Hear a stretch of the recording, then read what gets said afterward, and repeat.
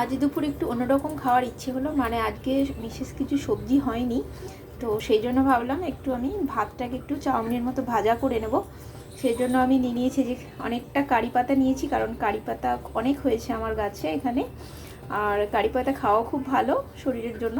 তো আমি ছোটো ছোটো করে আলু, ক্যাপসিকাম নেই, আলু, গাজর আর বিনস ছোটো ছোটো করে কেটে নিয়েছি। আর এখানে একটা কাঁচা লঙ্কা আর একটু রসুন, একটা পেঁয়াজ। এবার আমি এটাকে কীভাবে বানাচ্ছি সেটাই আমি দেখাচ্ছি। সকালে আমি ডিম ভাজা করেছিলাম, আমি ওই কড়ার মধ্যেই কিছুটা তেল দিলাম। তো আমি এবার এই তেলের মধ্যে পেঁয়াজ কুচি দিয়ে দেবো। তেলটা একদম গরম হয়ে গেছে, তো আমি একটু রসুন কুচিটা দিয়ে দিলাম। রসুন কুচিটা দিয়ে এবার ছোটো ছোটো করে লঙ্কা কুচিয়ে রেখেছিলাম, এবার পেঁয়াজ কুচিগুলো দিয়ে দিলাম। আর দিয়েছি দুটো ডিম। এই যে পেঁয়াজগুলোকে একটু ভালো করে ভেজে নেব। পেঁয়াজগুলো ভাজা হয়ে গেলে এরপরে তারপর সবজিগুলো, যেগুলো ছোটো করে কেটে রেখেছি ছোটো ছোটো করে, সেগুলো আমি দেবো এর মধ্যে। এই যে আমি এবার কারি পাতাগুলো দিয়ে দেবো এর মধ্যে। কারি পাতাগুলো একটু ছোটো ছোটো কেটে দিলে ভালো হতো, আমি গোটা গোটাই দিয়ে দিলাম, একটুখানি শুধু ভেঙে দিয়েছি।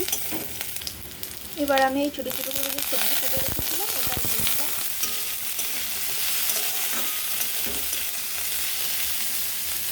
এবার আমি এর মধ্যে স্বাদ মতো নুন দিয়ে দেবো, নুন দিয়ে দিলাম।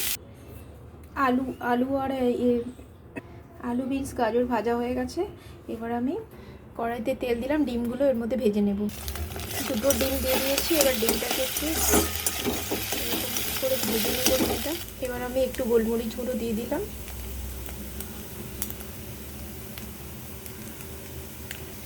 ডিমটা ভাজা হয়ে গেছে, এবার আমি সবজিগুলো ভেজে রেখেছিলাম দিয়ে দিলাম সবজিগুলো। এবার আমি এর মধ্যে ভাতগুলো দিয়ে দেবো।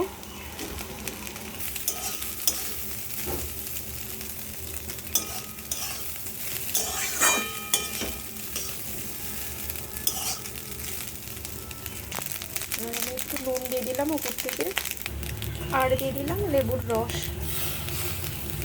টক টক, ঝাল ঝাল, নুন নুন বেশ খেতে ভালো লাগে। যে যেমন টক খেতে পছন্দ করে সে সেরকম দিতে পারে টক।